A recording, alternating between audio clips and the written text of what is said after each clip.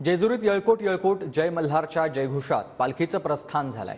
सोमवती अमावस्येनिमित्त जेजुरी गड सजलेला आहे आणि या गडावर भाविकांची देखील मोठी गर्दी जमलेली पाहायला मिळते।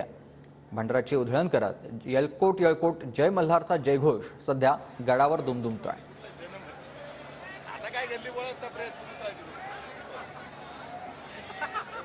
अभिजित पोते माझे सहकारी आपल्यासोबत थेट फोन लाईनवरून जोडले गेलेत। अभिजित, सगळ्या भाविकांचा आपण उत्साह बघतोय। येळकोट येळकोट जय मल्हारचा जयघोष सुरू आहे।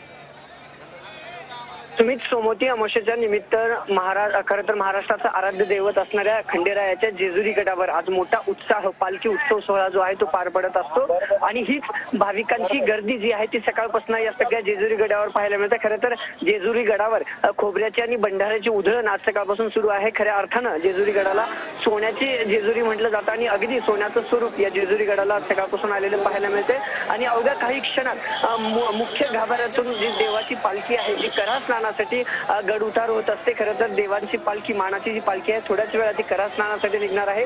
ही सगळी तुफान गर्दी बघतोय आपण, पालखीचं दर्शन घेण्यासाठी ही गर्दी झालेली आहे आणि अवघ्या काही क्षणात देवाची जी मानाची पालखी आहे ती खरं तर बाहेर येते गाभाऱ्यातून। मंदिर प्रदक्षिणा करत ही पालखी गड उतार होते आणि गावाच्या बाहेर गाव प्रदक्षिणा झाल्यानंतर जे करा नदी आहे त्या करा नदीवर पारंपरिक स्नान होतं देवाचं आणि त्यानंतर परत नगर प्रदक्षिणा करत एक मुक्काम करत आज संध्याकाळी देवाची मानाची पालखी पुन्हा जेजुरी गडावर येत असते। दर वर्षी सोमवती अमावस्येनिमित्त राज्यभरातून हजारो भाविक खंडेरायाच्या दर्शनाला हे जेजुरी गडावर येतात। आज पहाटेपासून ही मोठी अलोट गर्दी खंडेरायाच्या जेजुरी गडावर झालेली पाहायला मिळते। दर्शन घेण्यासाठीच ही गर्दी सध्या मोठ्या प्रमाणावर जमलेली आहे। धन्यवाद तुम्ही दिलेल्या सविस्तर माहितीसाठी।